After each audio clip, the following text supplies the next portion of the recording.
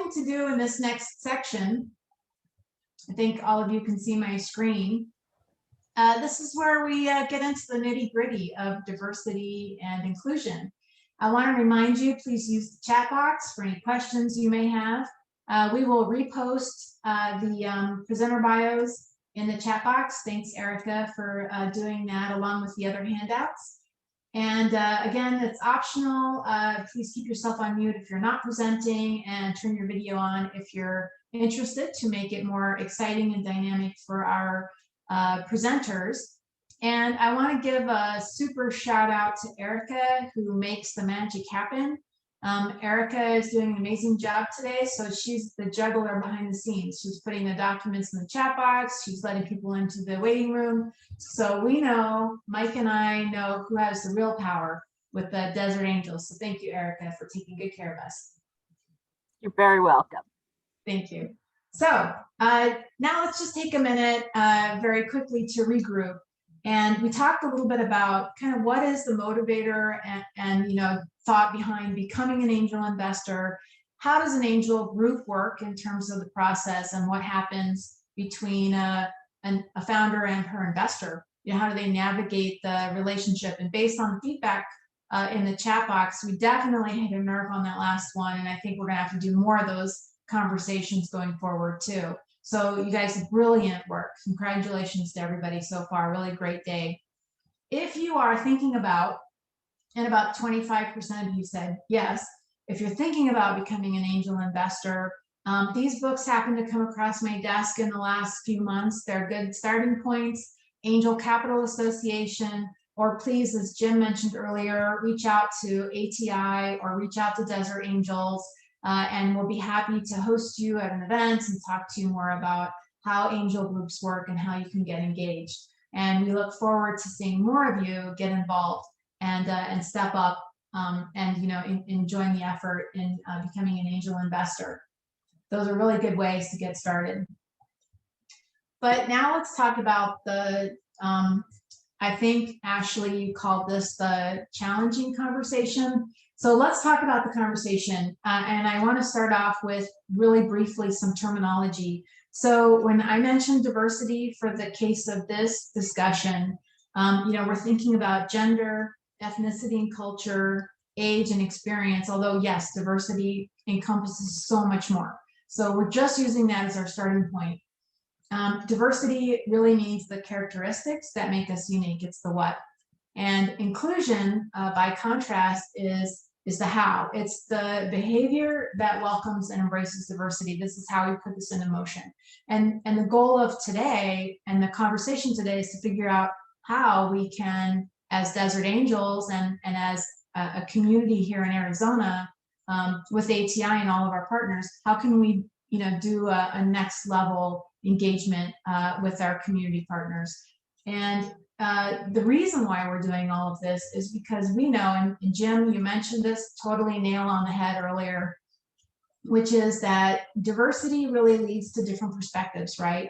And different perspectives means that we may make better decisions. This is according to a study by the Angel Capital Association, but it's true in every case. We're going to make better decisions. We're going to have different approaches to a problem. And that's going to lead to better outcomes, and in our case, better returns for everyone. So it's a really important thing that we do for that purpose as well. But it takes all of us. And for an angel group, there are essentially 4 challenges in particular that came out. This is from an Angel Capital Association diversity and inclusion effort, and the handbook is in the chat box if you'd like to read it. 4 points for an angel group, and those are really the awareness of angel investing and that this is an asset class available to a broader audience. The second is education, and that's something that we're trying to work on as Desert Angels, and I see many angel groups around the country taking this on. The third is the risk tolerance and how to manage these higher risks. And then, of course, one of the most important issues is respect, and really, as a member, will my participation be welcomed and valued? So how can we embrace that, and how can we bring inclusion into the conversation as well as diversity? So this today is just the start of the conversation, and all of the folks that I invited to present today, I mean, you've all done some amazing, tremendous things. You have insight. You're innovative thinkers in this space. And so today's a good opportunity for us to learn from you and hear your story and think about how we can start moving this forward. And now we have the context of angel investing to put that all into motion. So I'm going to start off by introducing our innovative thinkers. And I'm calling this a roundtable. It's actually a series of 5-minute presentations from each of you on an initiative that you're working on or an effort that you're working on that is tied to diversity and inclusion, a best practice that you've been working on. And I'm super excited to invite our presenters here, and their bios, again, are in the chat box, so you can read more about their backgrounds in detail.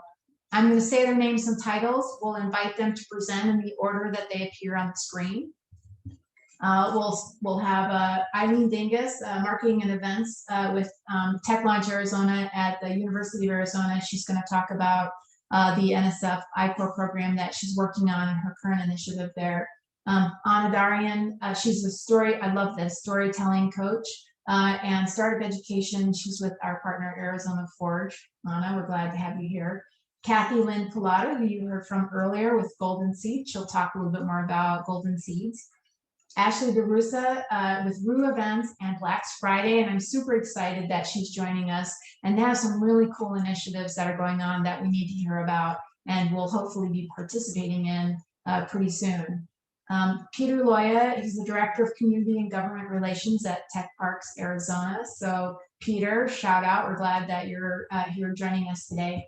Danny Mead, the Executive Director of Community Investment Corporation. Danny, you're such an inspiration every time I hear you present. I'm excited about hearing you today.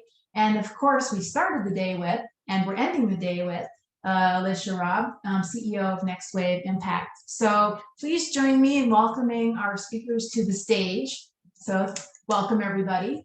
And I'm going to stop sharing my screen.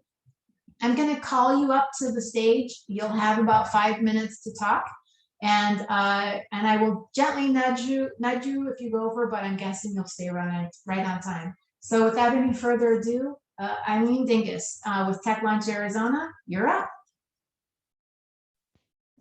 Thank you, Joanne. This is really exciting to be here. I see a lot of familiar faces and some familiar names that I'm really geeked about being on the same stage with, so that's very exciting. As Joanne said, I'm with Tech Launch Arizona. I'm the Marketing and Events Coordinator, and I am the NSF iCore Site Program Manager. A lot of you have been involved with iCore in the past. It's a NSF-funded program that helps researchers who want to become entrepreneurs find their customer. And it is from that program that we developed the program that I'm going to talk about. And I'm going to share my screen. So this program that we're working on right now is called Claim Your Seat at the Table. It's supporting women on their path to commercialization. The genesis for this was a few years back. I was tallying up our numbers, trying to find out what our diversity numbers looked like. And I was stunned. At the time, we had 113 mentor positions for people who from outside the university or outside the teams came in to work with our teams. And of those 113 mentor opportunities, only 13 were filled by women. You can see here that it's a little better. We have 5 more teams now, 5 more cohorts. We're up to cohort 20, and I didn't fill out the form. So we're still looking at cohort 15's numbers. It's better now. It's 21% PIs are women, 15% of our entrepreneurial leads, but still only 12% of our mentors. So I stomped into my boss's office when I noticed these numbers, and I said, Joanne, this is not acceptable. We need to do better. And so Joanne gave me the green light to pretty much do whatever I wanted to make it happen. Hashtag make it happen. So we came up with this idea of an event called Flourish Here, and we put it on in October of 2019. And it was a half-day event where we had speakers come in and talk about working with TLA and the hurdles that women face, not only in entrepreneurship, but just in general. We had some breakout sessions, and sorry, he likes it when I talk to the box. So hang on, go away. And we had the provost come and see what we were doing. And she had this great quote: we're not doing the best we're not developing the best possible technologies when we're not including all sorts of people at the table to design those technologies. And that really resonated with me. And so a week later, I got to go to Cleveland. Yay, Cleveland. And it was an I-Corps and NSF convening, and it was talking about the advance grant and a whole bunch of other things. There was really the beginning of I-Corps and the NSF push for diversity. And I heard a speech from people from Ohio State who took their advance grant money. Advance grant is a program from the National Science Foundation that helps women. It's specifically to forward what women are up to.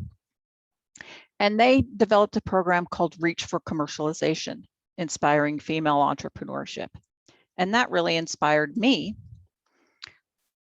to develop this Claim Your Seat program that we're launching next month. We were also fortunate enough to get additional funding from the National Science Foundation through our I-Corps grant to fund this program. And we developed it with 4 sessions: linking your passion to impact, talking about how women can be inventors, even if they think they aren't.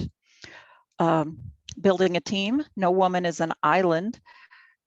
You don't have to do it all by yourself, basically. And then I went back to my I-Corps roots: who's going to pay for your invention? A little bit of insight before people take the plunge into starting their own company. And then beyond grants, understanding the funding life cycle. And this is really important because so many times women want to get VC funding, get angel funding, get grants, and they are presented with different questions than men are. Men are asked, where do you see your company in 5 years? Women are asked, how do you plan on balancing your home life and your business life? So we're going to talk about that in our sessions. So that's the long and short of it. I know that my 5 minutes for my presentation is up. I would love to hear any questions. All right, thank you, Eileen. And if you have any questions for Eileen, please post them in the chat box. And at the end of the showcase, we'll open it up to Q&A with the audience. So thanks, Eileen, and thanks Eileen's kitty cat for making an appearance. We love that. Anna Darian is next with Arizona Forge. Awesome. Thank you for having me. Thanks to everybody for sticking around. 3 o'clock on an afternoon. We are dedicated here. So yes, as was mentioned, I work with Arizona Forge. We do sit within the Research Innovation Impact Department within the University of Arizona. Our mission as a department is really around inspiring entrepreneurial thinking across campus and beyond. But for the purposes of this conversation, I'm going to focus on my role, and my role specifically as it relates to what we call our Advanced Entrepreneur Program, which is really, I see it as sitting within the pipeline towards angel investing. And so in practice, what this is it's a 7-8 week accelerator program where we take early stage companies through everything from customer discovery to business modeling, learning how to run their own mock board meetings. Many of the folks in this room, I have tapped to be mentors throughout our program. And I do that very intentionally because I very much realized early on that I sat within a privileged place where I got to have access to people that most entrepreneurs don't. And even though most of the teams that go through my program aren't like investment ready necessarily, in fact, all of them really aren't, I think it's really important for me to bring in people. Joanne meets us every single cohort, meets our teams. It's important for you all to be a part of the community, as well as our community members to realize that you guys are part of that journey for them. And so really, I feel that I'm a door that opens opportunities, as well as we get to give entrepreneurs a stamp of credibility, because you get that sort of backing of that block A with your business.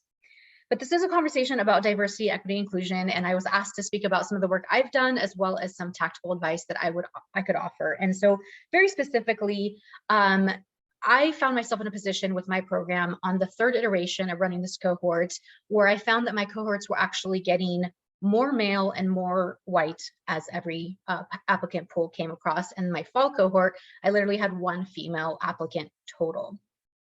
And this was alarming to me. This was also in the backdrop of the pandemic and hearing how many women were leaving the workforce. And so I was looking, I was like, does this have a relationship? But this is kind of a different workforce, you know, and I sort of scratched my head around this. And I basically got the green light from my supervisor. Most of you know it's Brian Ellerman, who's in this room as well, active in the chat. And I got the green light to do an all-female cohort. And so this is what I did with my the one that I'm running as we speak. I just required it to be one female founder.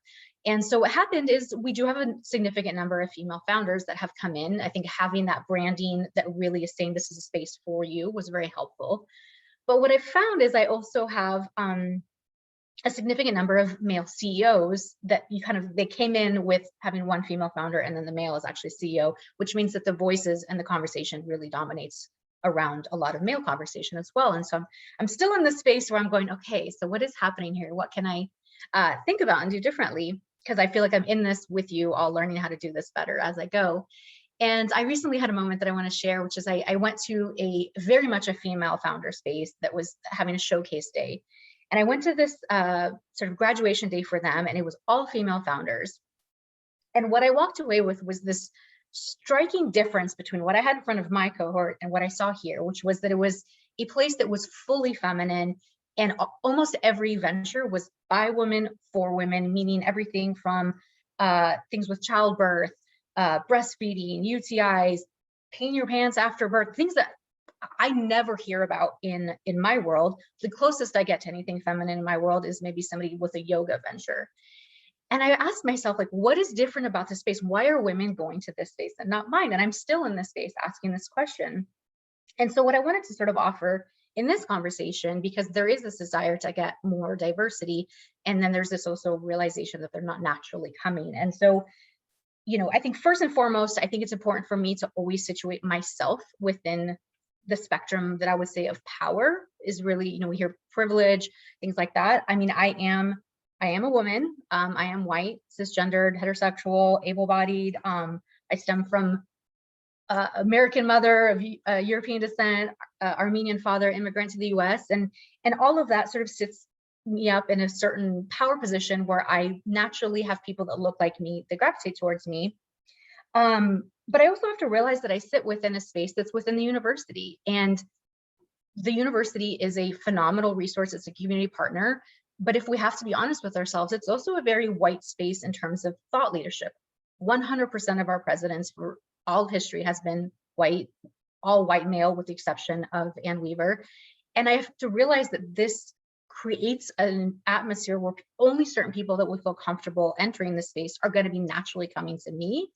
And if I really want to take some significant steps, I need to be taking myself out of my own space and putting myself into others, as I did with this this meetup that I went to that had a very different lineup. And so that's sort of where I'm sitting with right now, is I realized 2 years into doing this work that I've been pretty comfortable with the way I've been doing it. I do outreach, I get the word out about the programs that we're doing, but what I'm really stepping into is, where can I go where people have done the work to get these different underrepresented founders already in a space that feels safe for them. So you're going to be hearing from Ashley coming up. She's done phenomenal work, makes it so easy for us to go and meet founders.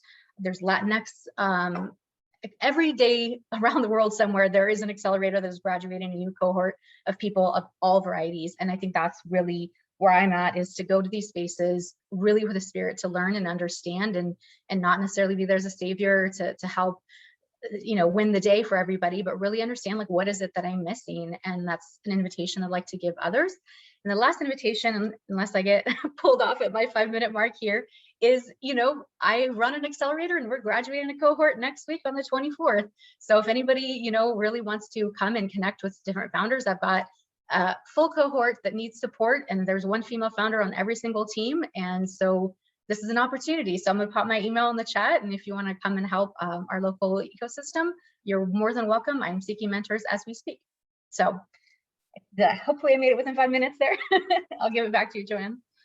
Oh, wow, that was great. So now I understand why you have storytelling as one of your titles in LinkedIn, because that was really good. Thank you very much for that. And please post your email in the chat box and any details about the events that you have coming up. And actually that goes for all of you. If you have events that are coming up that you think our communities would be interested in, please post those in the chat box. So that was great. Thank you so much. All right. Our next showcase innovative thinker presenter is Kathy Lynn Pilata. We heard a little bit from her earlier today. So Kathy, you're up next. Great, thank you. And very inspiring to hear from the two women ahead of me. You're doing really good stuff. And of course, we'd love to help, so keep us posted. Now back on Golden Seed. So we've kind of been in this lane around diversity and inclusion since 2005, but really with the women's lens in mind. So Golden Seeds was founded in 2005. At the time that the organization started, only 3% of funded companies were women-led. So the gap was really huge. And I think the data point we have closest to in terms of how women angels were impacting that, there were only about 12% of all angels were women. And so one of the nice things that's happened, and it's still slow progress, but it's progress, is that Joanne had mentioned that roughly 30% of angels today are women, and about 19% of the companies funded in 2019 were women-led. So we've made some real progress going from the 3rd to the 19 in terms of investment, but we still have a lot of work to do on both sides. Now, in terms of a little bit more information about Golden Seeds, and I'll talk about some of the initiatives that we're thinking about. So one is, we're truly national. So we have about 300 members, and we have chapters in 8 locations, and we have a lot of other members who aren't directly affiliated with chapters, but are really still part of our network. So we have kind of big organizations in Silicon Valley, New York, and Boston. We have what we call kind of gateway chapters or office hours chapters in these other locations. And that's really what the Arizona chapter is an office hours chapter. So what we're trying to do here is to try to reach out and be part of the community, find those fantastic women-led companies in Arizona or even in adjacent states that really we can be an entry point for them to be evaluated, to get prepared, and then to bring forward to hopefully get funding through our national network. Now, from an investor standpoint, one of the things that we really feel strongly about is that because of our focus on women-led companies, we actually, and our national scope, we do have access to probably the best or some of the best deal flow, if that is an area of interest for your investment. So we've got, of our 300 members, 80% are women, but 20% are men. And really a lot of what attracts people to this is that they do want to invest in really good women-led companies. And they may or may not be seeing the quantity or the caliber of investment opportunities for other groups. So that's just something to think about in terms of kind of how we're a little bit different than Desert Angels and ATI.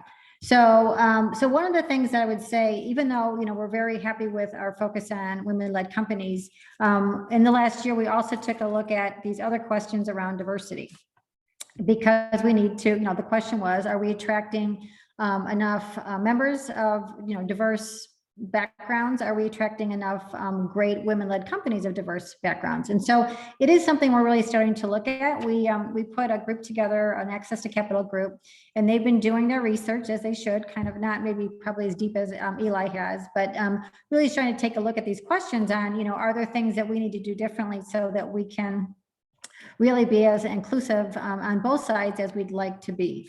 So one of the things that, just a couple of anecdotal things, we decided we would add one more question to our application form as people applied to Golden Seeds.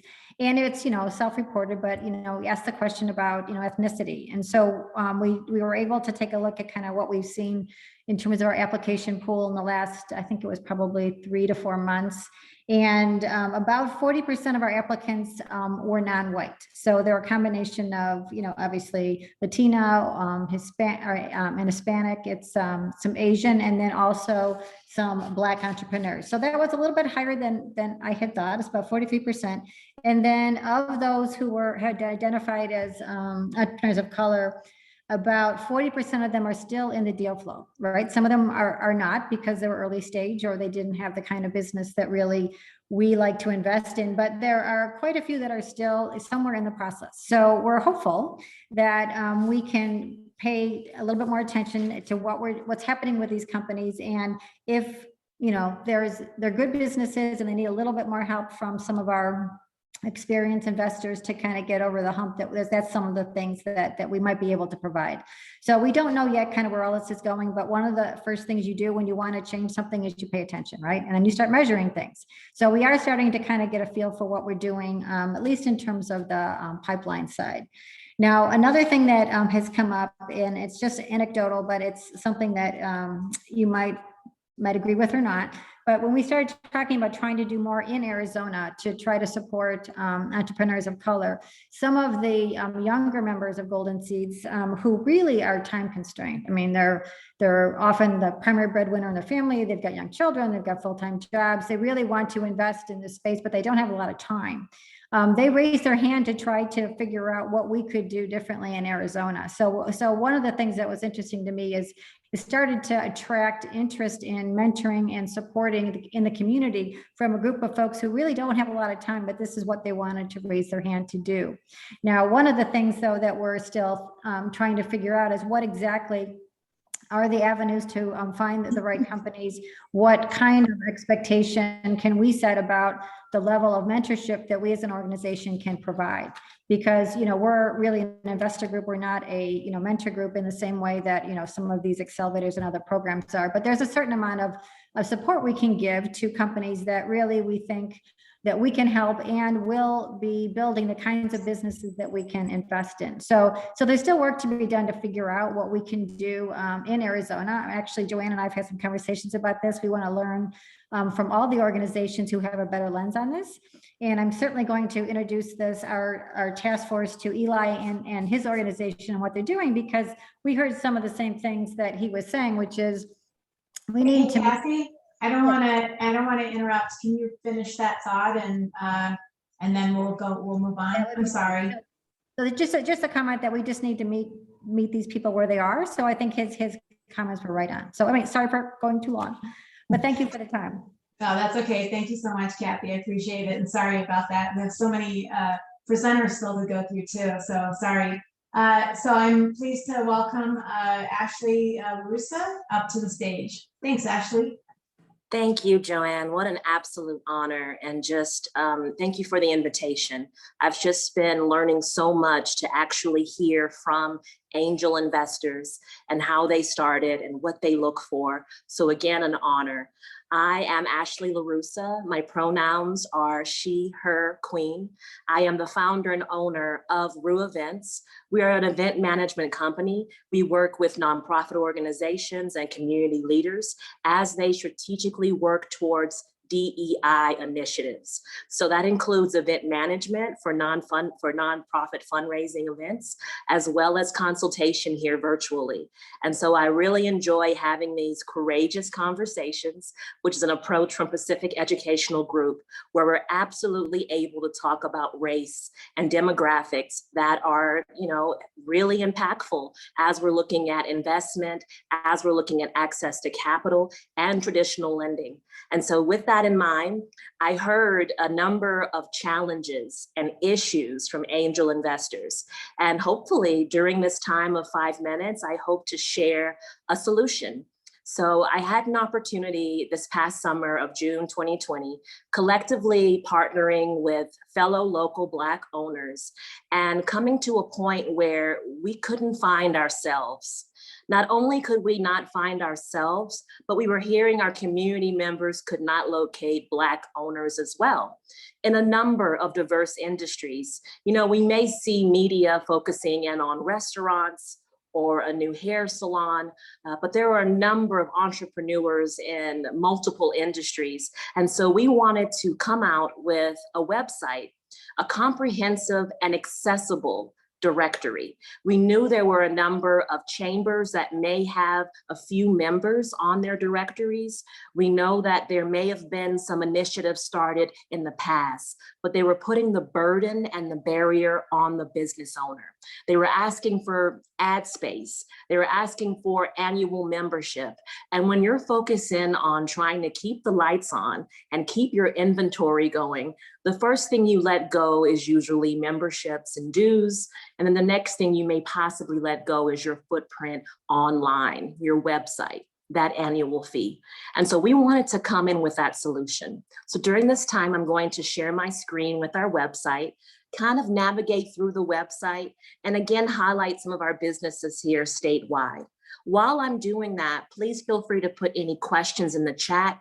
Again, the goal of Black's Friday is making sure we're spotlighting all Black-owned businesses in Arizona. And while doing that, building partnerships within each other, industry to industry. So if you're looking for potential Black angel investors that you may want to pipeline in and start to share information with, check out our financial services, check out our community outreach. We encourage you to find these business owners locally. And so with that, I will share the screen. Also, not only are we focused, oops, there. Oh, no, not that one. This is always fun. So I'm gonna share the screen to our URL for the website. So really often what we find is difficulty finding the businesses. And by finding them, not only finding where they are, but also finding what industry they're within.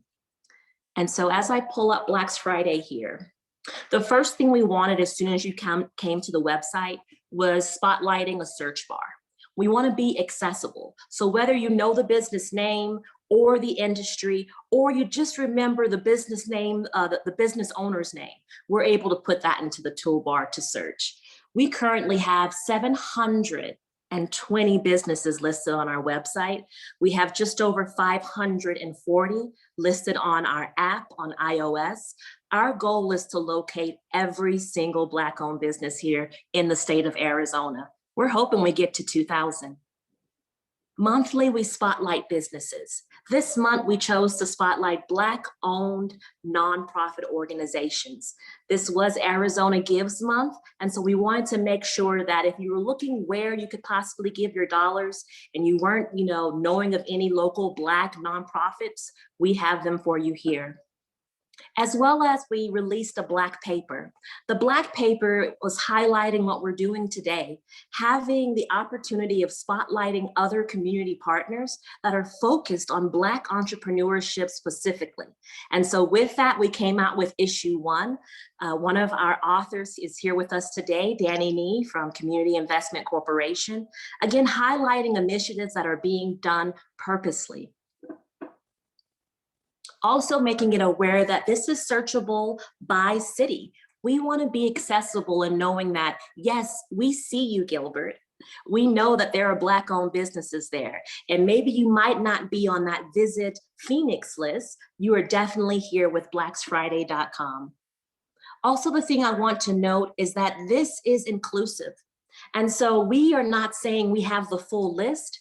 We look to you to help us complete it. So if you go on here and notice we're missing someone, let us know, add the listing, let them know, share the word. I also heard that the question of what can we do now? What actively can be done? Black's Friday is your solution to that as well. Today is Black's Friday. Support a local Black-owned business. And by support, that can be financial or that can be impactful with resources and outreach. And so I encourage you all to please check out our website, download our app.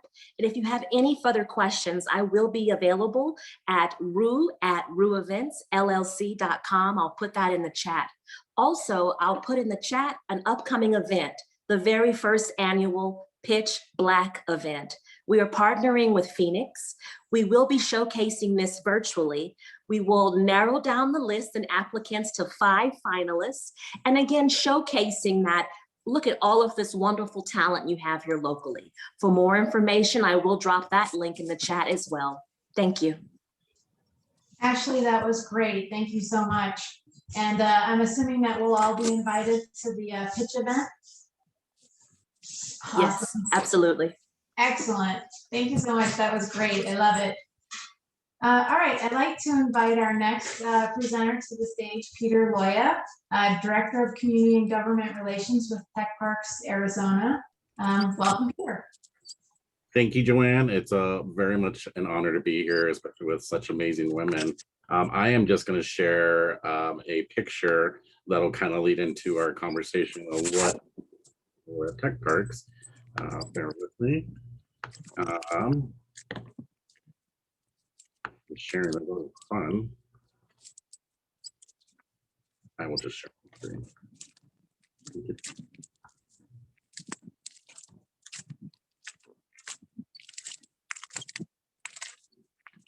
All right. Not sure if you can see it.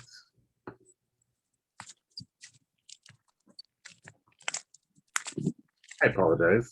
Let me just move forward in regards to it.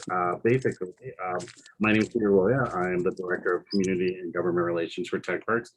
I manage the 10 employee relations, neighborhood and community relations, educational outreach, workforce development, as well as federal and local government in Arizona. Obviously, if you are unfamiliar with the U of A Tech Park, we are the University of Arizona Science and Technology Park. We're one of the nation's premier university research parks. It's a dynamic community where innovators and business leaders meet, and where emerging companies and technology giants work side by side. We offer new and established business, high-tech office space, of course, and we do have our amazing business incubator, the University of Arizona Center for Innovation. So one of the initiatives that I'll be talking about today is the Women of the U of A Tech Park. In honor of National Women's Month, the U of A Tech Park selects 25 women from over 7,000 employees who work at the site to be highlighted in its Women of the U of A Tech Park annual event. The Women of the U of A Tech Park program is founded upon the belief that women are powerful creators, compassionate leaders, and the heart and backbone of our world's businesses, homes, and communities. Our mission is to empower women to find their inner wisdom, follow their passion, and live rich, authentic lives. We welcome all women from all walks of life and recognize that diversity in our relationship creates opportunity. The Women of the U of A Tech Park creates and facilitates a venue for these women who are desiring to develop the connection that will assist in growing their professional and personal selves. Last year, the Women of the U of A Tech Park tapped their passion, purpose, and potential in the area of business and personal growth and planned virtual events connecting employees from their homes with a life-work balance event and an unconscious bias event. This year, the Women of the U of A Tech Park are building a mentorship program called Mentoring in New Dimensions, mostly because 60% of the women that we did have this year have never been a mentor, let alone had a mentor. It's important for these women leaders to be confident in their skills and ability. Having a mentor provides them a gateway to increase their confidence through skills, developing leadership competency. So why do we celebrate the Women of the U of A Tech Park? It's about embracing our diversity to build our community. We build our community to enrich our work environment. It's not just about diversity as a strategy or having an environment of inclusion. It's about creating a culture of belonging where anyone can walk into the workplace and feel comfortable. A lot of these networks are a source of our power of individuals and for organizations. This kind of leads into the fact of the employee resource groups, or ERGs. They are an affinity group providing a meaningful space where underrepresented employees can gather regularly to build community and impact the workplace. Some companies are really seeking these to leverage the deep expertise and knowledge of the ERG members to advance their strategic business priorities, such as market research, product testing, and some of these ERGs are taking on the world of recruiting, employee engagement, and cultural building, leading monthly programs to organize recruiting events. Now I'm going to try to see why I can't share this lovely picture, but I want to just give you a picture of what our current Women of the Tech Park are. Here we go. Much better. So these are our current Women of the Tech Park. Obviously, you'll see a lot of amazing women that are part of it. Kayleen Sanchez, Betsy Cantwell, that are two awesome ladies. Beyond that, there's a lot of these women that are from Raytheon, companies that are engineers, and some of our startup companies. Janelle Briggs is a great, if you don't know Stackhouse, please check them out. But this is just one of the ERG groups that we have at the Tech Park that we use to leverage our businesses and make sure that they realize the importance of who they are. And that's about it. If you have any questions, let me know. All right, thank you, Peter, and thanks for showing a beautiful picture. Quite a few familiar faces on there. It's good to see it. So thank you so much. That was great. All right, and again, just as a reminder for those of you that are presenting, if you have upcoming events or content that you'd like to share your website or a link to, please post those in the chat box. So our next presenter is Danny Nee, Executive Director of CIC. Danny, take it away. Thanks so much, and thank you for having me. So I'm Danny Nee. My pronouns are he, him, his. I'm the Executive Director of Community Investment Corporation. We're a local 501c3 nonprofit that is focused on economic development. More specifically, we want to ensure everyone has access to the economy. And in this particular context, we want to ensure everyone has fair access to capital. And Alicia Robb, she presented a little bit of information. I've presented with her a couple times. It's a little bit weird to do that because it's like I'm a big Golden State Warriors fan, and it's like presenting with Steph Curry for me. And so it's pretty cool that she's coming up next.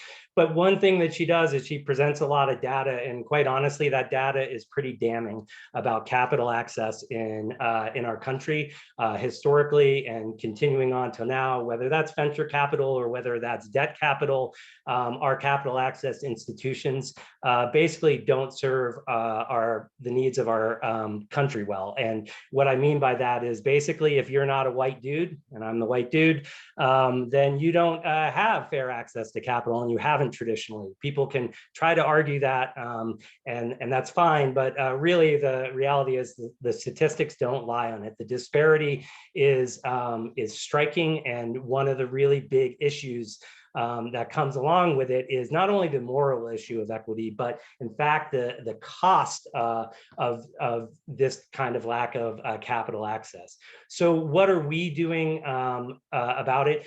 We have several different things that we're involved in. We have been involved in partnerships with crowdfunded loans like Kiva, crowdfunded equity like WeFunder, and one of the reasons that we involve ourselves is because the data around crowdfunding is that they actually work to invest in women founders and BIPOC founders at much greater rates than our traditional institutions do. The thing I'd like to talk to you about today is actually something I'm involved with Ashley LaRussa, and that is our BIPOC Community Managed Loan Fund. It came about in response to the killing of George Floyd. Our staff wanted to do something that was much more concrete than just putting out a statement. And we wanted to do it within something that we do, which is we provide alternative business financing. And so they donated the first $2,700, a staff of 11 at the time, to this. We have leveraged that now into $70,000. That's still a small amount.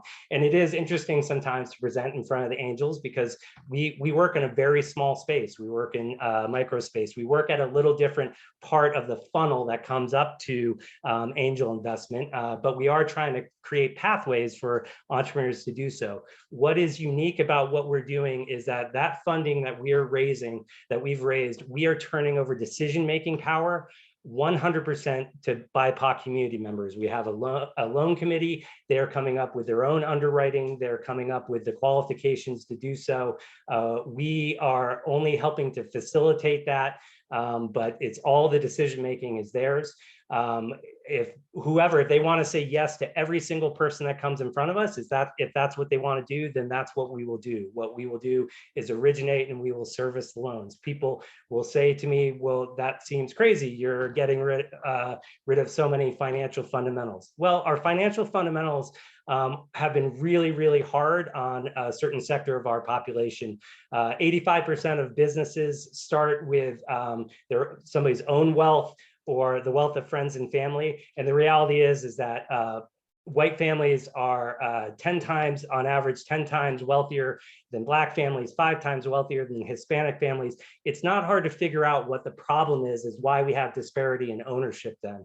And so this is something that I'm pretty passionate about. As I sometimes say, you can't swing a failed business without running into this damning information. It's something that basically we need to do more to help out our BIPOC and our female founders. We are leaving a ton of innovation on the table. Nobody can tell me that the way that investment happens is because that white men have all the great ideas. I, being one, know that I certainly don't have all the great ideas, not in my organization or any place else. And so we really need to find a way to tap in more to that. So if you want to do something very concrete, you can look at potentially investing in this fund. We are getting ready to start accepting applications here in the second quarter. And again, I'm so happy. Again, I'm opening up for Taylor Swift, and we get to hand it off to Dr. Rob here. But thank you so much for the time and inviting us here. All right, thank you, Danny. I love your passion and enthusiasm. That is awesome. So thank you for bringing it. I really appreciate it. Sure. And please post a link in the chat box about the fund and anything else that that you're asking for, or upcoming events. We appreciate that. And I also am remiss because I had an exchange with Stacy, and I realized that there's some pretty cool things that that Flynn's working on, and so I suggested that, even though Tammy presented earlier, that maybe Stacy can post a link to some of their cool things in the chat box. So look for those. And so now I would like to introduce our last innovative thinker for this afternoon, Dr. Alicia. Thank you for reminding me of that, Dr. Alicia Robb. I'm going to hand it over to you. Thanks. Well, I just what Danny said. Oh my gosh, I love your passion, Danny. I love what you're doing. I think I'm so glad I learned about what Ashley is doing today with both the website and the pitch event. I would love to help out with that. And for those of you who are angels, it is good to remember that venture capital, angel financing go to like 1% or 2% of companies overall, and the vast majority don't get any kind of angel or VC money. So if we're really interested in a more inclusive economy and building more racial and gender equity, we need to start with Main Street businesses and doing more to involve ourselves in the work that's going on in the community development efforts. So I'm really excited to get involved and support those efforts. So thank you. For those of you, I think most of you are on at the beginning, and I just want to give a shout out to Joanne, because Friday afternoon, 3 hours long, and you've got almost everybody still here it's pretty impressive. And I think it speaks to, the quality of the organizational efforts put in and the importance of the topic. So thank you for that. And thank you for highlighting this, because we do need to remedy the racial and gender inequality that we see in this country and globally. But since we're here and starting in Arizona, I think we just saw a lot of things today, and organizations and angel groups to get involved with. And I'm a big fan of Just Do It. For those of you who weren't here in the morning, I did a learning by doing fund to get more women into early stage investing, and we had a pilot fund of 99 women here in the US. Now, most were white. And when I left, and I did this when I was at the Kauffman Foundation, when I left Kauffman and started Next Wave Impact and raised a new fund that was focusing on impact companies and investing in founders of color and women, I really wanted to make sure we had women of color as the investors and limited partners of our fund. So, 25 of our 99 are women of color, but a lot of them are Asian. And so this past year when I was looking at how do we bring in more participation with women of color who are Latina and African American and Indigenous, how do we create a more inclusive environment? So we hosted this Founders of Color Showcase last year, and I alluded to it just a little while ago. I put the two websites in the chat for Next Wave Impact and for Founders of Color Showcase. But our idea was, let's bring investors to a place where they are meeting other investors that are aligned in their values and aligned with their investment thesis of investing in underrepresented entrepreneurs. And so last year, we had 10 founders present. We ended up doing due diligence on 7 of the 10, and we put together investments for 5 of those 7 through special purpose vehicles. One reason why we don't get more people investing, especially women and people of color, is writing that first check. And so by lowering that threshold of not having to write a $25,000 check, but maybe writing 1 or 2 checks of $5,000, is a good way to get started. It's kind of hard to build a portfolio of 25 companies if you're expected to invest 25K or 50K in each one. A lot of us don't have the wealth levels to invest that kind of money if we're talking about, capping our investment in this asset class at 10%. So doing special purpose vehicles or sidecar funds, I'm glad to hear Desert Angels does that, is a way to offer a portfolio, which is a way to manage risk in this very risky asset class. So this year we're doing another Founders of Color Showcase. We just selected the finalists this morning. So we'll be announcing that on Monday. But the idea is really bring investors together, showcase this pipeline of very investable companies that have the potential to really scale and be impactful, and also align ourselves with other investors to syndicate. So just like Joanne had the speakers on from 2 angel groups, like a lot of angel groups are syndicating deals. And so by finding other angel groups and investors that share your investment thesis, becomes a lot easier to see the best deal flow for what you're looking for. So yeah, I want to invite you all to the May 3rd events. It's at noon Pacific time, and again, we'll have 5 or 6 companies present, and it'll be a great opportunity to see some wonderful companies. But I would love to see a lot of you who are local at these other events as well. And I look forward to getting involved with Desert Angels when I get back in the fall, because I'm probably heading out in a few weeks back to Colorado once it gets a little warmer here. So, and actually when the snow melts in my driveway, I'm heading back. But super excited all the things that you all are doing in this space, and really eager to jump in and get involved. So thank you everyone, and Ashley and Daniel definitely be following up with you this week. So I would love to help out with that. All right. Thank you, Alicia. That was great. And thank you to all of our innovative thinkers for sharing your best practices on diversity and inclusion. We have a couple of questions in the chat box, which might be related not to this topic, but to something else associated with investment. And I'll forward that to you if we have time at the end. We'll open those questions up too.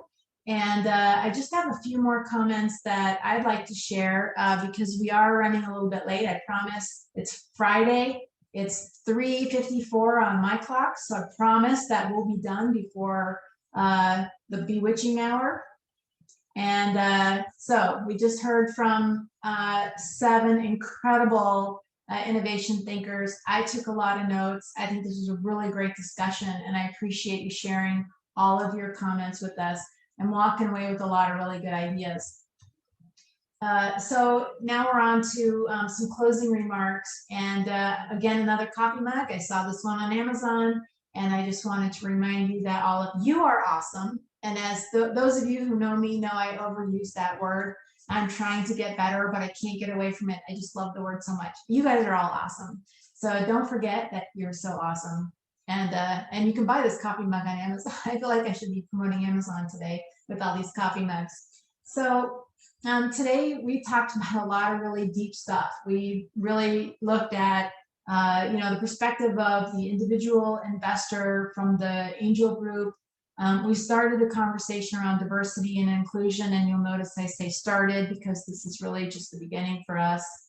And your goal today was to take away, hopefully, some ideas, some new connections, some opportunities to advance your own goals.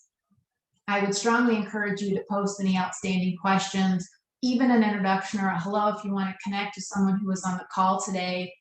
Post those in the chat box, and we'll make sure to help you follow up if you need it. We'll do our best. We like the chat box chatter. And I just want to leave you with two things. The first are some upcoming events for the Desert Angels. In particular, you heard from Mike Stember earlier talking about the screening effort. He's going to give us a First Tuesdays lunch session on the art of the deal. He's going to talk about term sheets and instruments, investment instruments. These are open to both the investor and the startup company. So we open it up to our members and the companies that they serve. So you're more than welcome, especially as an offshoot of today, you're welcome to participate. If you need that introduction or connection, just let me know. Erica will be sending out those invitations shortly. The Angel Capital Association Summit is also coming up on May 4th, which is super exciting. But as you heard on May 3rd, we'll hear some of those early pitches. So thank you, Alicia, for reminding us of that.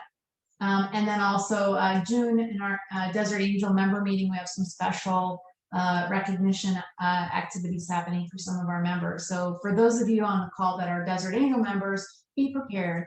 And I want to do a special shout out to our board of directors. Many of you are on the call and have been on the call all day with me this Friday afternoon, and we could not do this without your support. So Jeff and Mike and Manon and some of you that I've seen, thank you so much for being on the call today. I also want to give a heartfelt thank you to our Desert Angel community, to all of you. To our presenters, thank you so much for your time and commitment and contribution to such an important and meaningful conversation. And also thank you to our partners in this endeavor. We appreciate all of the support that we received from you. So it is 3:57. I'm going to stop there and I'm going to stop sharing my screen. And if you have any outstanding questions, if you'd like to have a conversation, if you want to linger, we're going to leave this channel open for a while, and I'll sit here and entertain you for as long as you like. Otherwise, it is now 3:58. You are free to wander the universe. I just gave you 2 minutes of your life back. So thank you, everyone. Have a great Friday. Thanks, Joanne. Thank you, Joanne. Bye, everyone. Thanks. Thank you, Joanne. Thank Thank you. you. Take care.